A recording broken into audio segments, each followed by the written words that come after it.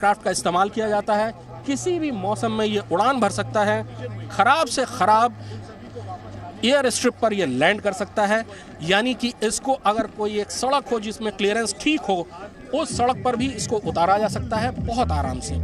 दुनिया के सबसे अच्छे ट्रांसपोर्ट एयरक्राफ्ट्स में गिना जाता है इसको। भारतीय वायुसेना ने इससे पहले जब एयरक्राफ्ट दूसरे पिछली पीढ़ी के एयरक्राफ्ट थे, उनके मुकाबले इन एयरक्राफ्ट की जो क्षमता है वो बहुत ज़्यादा है। लेकिन हमेशा मैन बिहाइंड द मशीन सबसे ज़्यादा महत्वपूर्ण होता है। यानी एयरक्राफ्ट जितना अच्छा हो, उतने ही अच्छे उसको इस्तेमाल करने वाले लोग होने चाहिए। और भारतीय वायुसेना ने अपने लोगों की ट्रेनिंग पर बहुत ज़्यादा मेहनत की और इसीलिए आज भारतीय वायुसेना के अफसर हों या ग्राउंड क्रू हो, वो बहुत अच्छे तरीके से एयरक्राफ्ट्स को इस्तेमाल करता है। इस समय जो फॉर्मेशन आप देख रहे हैं, बीच में दुनिया का सबसे बड़ा transport aircraft C-17 globe master है। उसके बगल में स्वदेशी तेजस उड़ रहे हैं दो, और उसके बगल में सुखोई 30 MKI उड़ रहा है, जो भारतीय वायुसेना का फ्रंट लाइन का एयरक्राफ्ट है। C-17 ग्लोब मास्टर अमेरिका से खरीदा गया, दुनिया का सबसे बड़ा ट्रांसपोर्ट एयरक्राफ्ट ये है और इसे भारतीय सेना उड़ा रही। पिछले साल जब लाइन ऑफ एक्चुअल कंट्रोल पर तनाव शुरू हुआ था, तो रातों रात हजारों की तादाद में भारतीय सैनिकों को उनके साजो सामान के साथ लाइन ऑफ एक्चुअल कंट्रोल पर तैनात कर दिया गया था, टैंक्स और बड़ी गन्स के साथ, बड़ी तोपों के साथ। पूरी दुनिया को ताज्जुब हुआ था, चीन तक भौचक्का रह गया था कि इतनी जल्दी, इतने कम वक्त में तैनाती कैसे हो सकती है। और उस समय यही C-17 ग्लोब मास्टर एक्शन में था, जिसने रातों रात बड़ी तादाद में एयरक्राफ्ट अपने एयरक्राफ्ट में भारतीय वायुसेना के एयरक्राफ्ट में भारतीय सेना को वहां उतारा था। सामने भारतीय वायुसेना का सबसे पुराना फाइटर एयरक्राफ्ट MiG-21 सुपरसोनिक 1971 के युद्ध में सबसे निर्णायक भूमिका इसी ने निभाई थी। ढाका के गवर्नमेंट हाउस को बॉम्ब किया था MiG-21 ने, और उसके बाद पाकिस्तान हथियार डालने पर मजबूर हो गया था। बहुत पुराना एयरक्राफ्ट है। अब सिर्फ इसकी 4 स्क्वाड्रन बची हैं जिनको फेज आउट किया जाना है। लेकिन आज भी हवाई लड़ाई में, यानी एयर इंटरसेप्शन में, इस एयरक्राफ्ट का कोई जवाब नहीं है।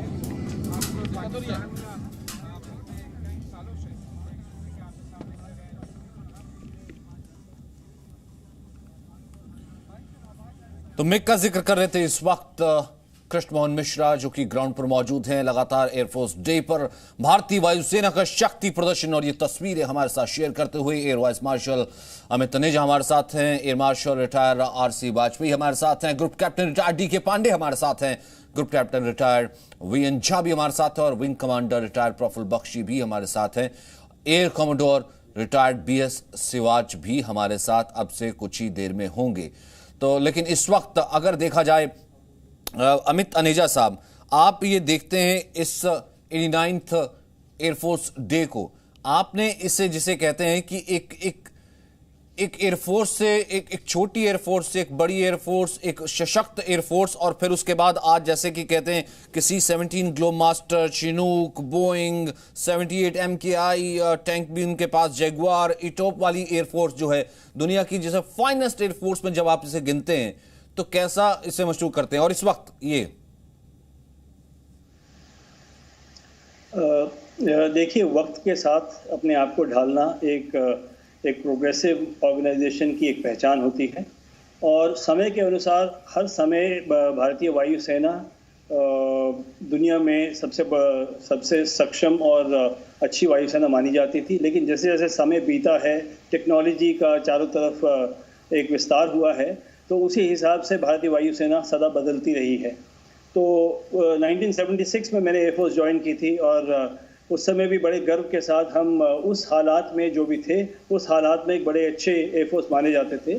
और अभी जबकि टेक्नोलॉजी का इतना बोलबाला है सारी दुनिया में, तो एक रिलेटिव जो हमारी क्षमता है उसको भी उसी हिसाब से ढलना पड़ता है। और आज मैं देखता हूँ कि हमने बहुत तरक्की की है इस इलाके में।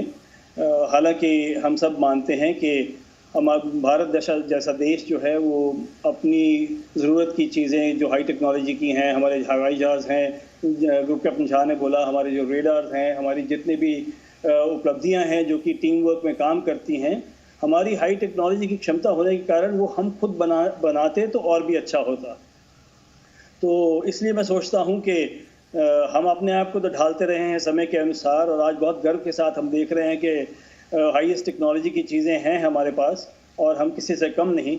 लेकिन मैं सोचता हूं कि इसके अंदर जो बदलाव का शुरुआत की गई है आत्मनिर्भरता की, वो अगर और जुड़ जाए तो मैं सोचता हूं कि हमारी सेना में और ज़्यादा एक तरह से क्षमता बढ़ेगी और हमको उतना ही ज़्यादा इस पर गर्व होगा। आरसी वाजपेयी साहब, जब आप देखते हैं इस एयरफोर्स को, इस वक्त हम ये देख रहे हैं कि एक तरीके का ये शक्ति प्रदर्शन नहीं, ये ठीक है। कृष्णमोहन की आवाज एक बार मैं सुनना चाहूंगा, क्योंकि कृष्णमोहन लगातार हमें बता रहे जिस तरीके की वहां पर इसका नाम दिया गया है। हाँ। जो समय भारतीय वायुसेना के अध्यक्ष थे, सामने लेजेंडरी डकोटा ट्रांसपोर्ट एयरक्राफ्ट है और उसके पीछे 2 डॉर्नियर है। डकोटा लेजेंडरी एयरक्राफ्ट इसलिए क्योंकि 1947 में भारत पाकिस्तान के पहले युद्ध में श्रीनगर में जो पहली बटालियन पहली सिक्की उतरी थी वो डकोटा एयरक्राफ्ट से ही उतरी थी 1947 में। और डकोटा ने 1971 और 1965 दोनों ही युद्धों में बहुत शानदार भूमिका निभाई थी। भारतीय वायुसेना के सबसे भरोसेमंद ट्रांसपोर्ट एयरक्राफ्ट में एक था। बहुत लंबे समय तक इसने काम किया, यहाँ तक कि 1947 की जो पुंछ की लड़ाई थी, इसमें 1 साल तक पुंछ कस्बे को सीज कर रखा था दुश्मन ने, उसको भी रिलीफ देने के लिए डकोटा एयरक्राफ्ट ही गया था। सामने आप देख रहे हैं कि सूर्य किरण जो एरोबेटिक टीम है भारतीय वायुसेना की, उसके एयरक्राफ्ट अब टेक ऑफ कर रहे हैं।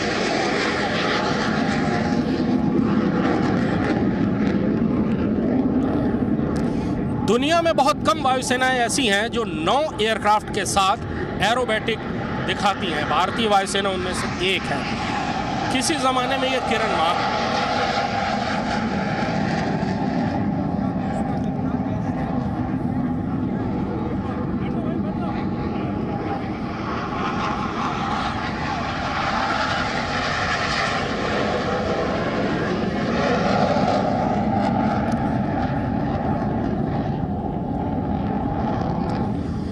एक ज़माने में सूर्य किरण टीम में किरण एयरक्राफ्ट हुआ करते थे, अब इनकी जगह हॉक एडवांस जेट ट्रेनर ने ले ली है। हॉक भारतीय वायुसेना के जो पायलट्स हैं उनकी ट्रेनिंग का एक बहुत बड़ा माइलस्टोन बन गया है। पहले होता ये था कि अचानक ट्रेनिंग के दौरान पायलट्स को एक जंप लगता था कि पुराने एयरक्राफ्ट से सीधे उनको MiG-21 पर बिठाया जाता था। हॉक के आने के बाद जो पायलट्स हैं उनकी ट्रेनिंग का ट्रांसफॉर्मेशन बहुत आसानी से होने लगा है। एडवांस जेट ट्रेनर हॉक जो ट्रेनिंग के काम आता है, लड़ाकू विमान है और यहाँ सूर्य किरण एरोबेटिक टीम भी उसी पर काम करती है।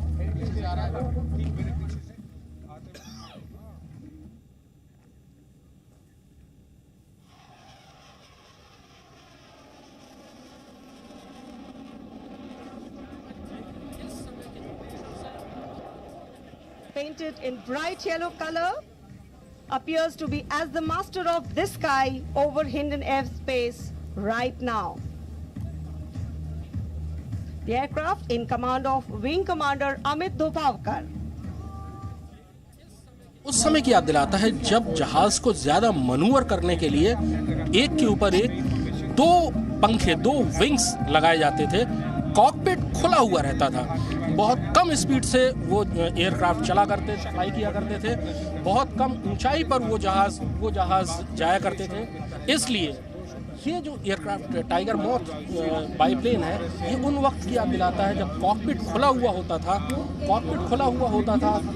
दो एक के ऊपर एक 2 पंखे होते थे।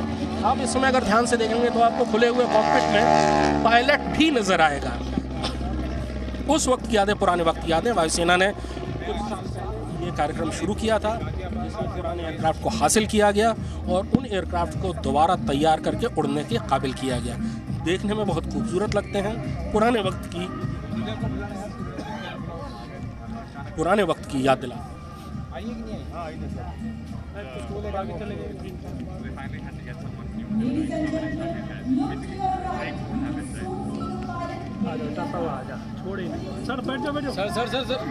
लेगेसी भी और कहीं ना कहीं विंटेज वैल्यू भी, क्योंकि आज की अगर हम एयरफोर्स देखते हैं, अटैक भी है, इलेक्ट्रॉनिक वॉरफेयर भी है, फाइटर भी है, हेलीकॉप्टर भी है, ट्रेनर, ट्रांसपोर्ट, टैंकर। जब आप बैलेंस देखते हैं तो साथ ही साथ अपनी लेगेसी और अपने जो रेट्रो आपका एयरफोर्स का एक फेस है, उसका भी इस एयरफोर्स डे में झलक देखने को इस वक्त मिल रही है।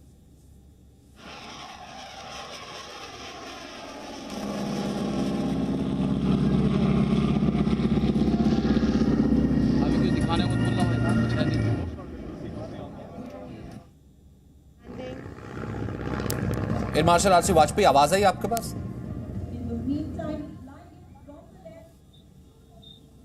This is the Harvard in command of Wing Commander Dheeraj Gulati. ये गर्जना है, ये उद्घोष है, ये बताने के लिए कि भारत की वायु सीमाएं इन वायु group captain retired DK Pandey, आप तक आवाज आई सर? सुरक्षित आवाज मिल रही है, मुझे आपकी आवाज मिल रही है। ठीक है डीके पांडे, मतलब अगर मैं उसको ये कहूं कि एक तरफ जब आप रेट्रो वैल्यू देखते हैं, हम देखते हैं कि एक विंटेज, जब इस एयर शो को देखते हैं 89th एयरफोर्स डे पे, जब इस एयर शो को हम देखते हैं, ये एयर शो बेसिकली है क्या? जब हम सिर्फ ना केवल एयरफोर्स की अपनी स्ट्रेंथ दिखाने के लिए, ये दिखाने के लिए कि हमारी एयरफोर्स कितनी सक्षम है, प्रोफेशनल है, और इस एयरफोर्स के साथ इस एयर शो और क्या दिखाता है?